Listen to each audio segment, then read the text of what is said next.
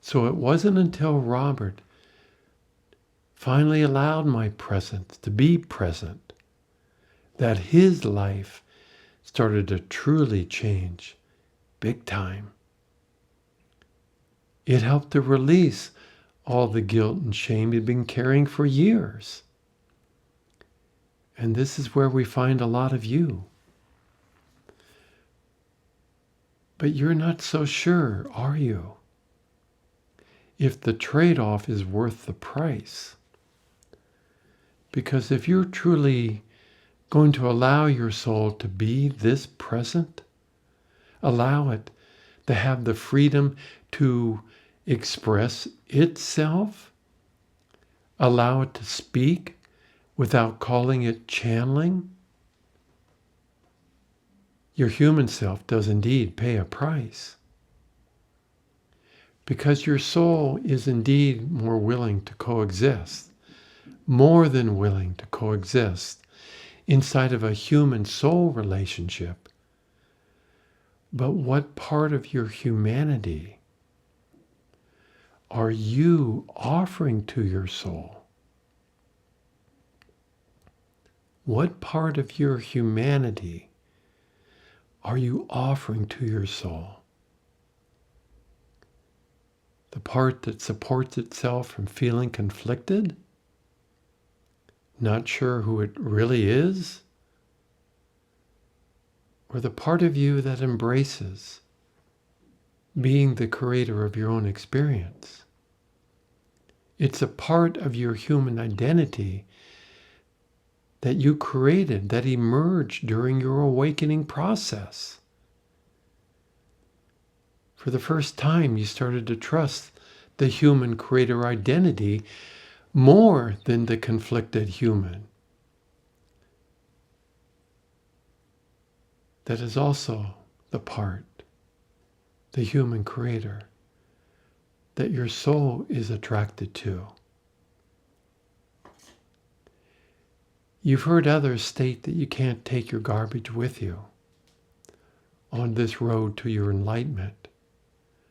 But of course, your human self translates that to mean it needs to get its act together if it wants to coexist with your soul. But that, my friends, is not what is being offered here. We're not asking any of you to try to create an improved version of your human self. And we know that can be a little confusing because there are a lot of very well-known institutions that support themselves promoting just that. Your human self will try in vain to improve itself. But what it's really doing is trying in vain to preserve its own identity when it faces the presence of your soul. Did you hear that? It's trying to preserve its own identity when it faces the presence of your soul. So when we suggest that your human self really only has but one job to do, allow. That's it. Just allow the presence of your soul to now be present. If indeed you want to truly experience a more elevated life, an enlightened state of consciousness, your own divinity incarnate. But most people respond to that very invitation by saying no thank you. Why? Because the light of your soul will indeed begin to transmute all of those conflicted emotions, patterns of behavior, relieving your human self of what it complains so much about. its own pain and suffering.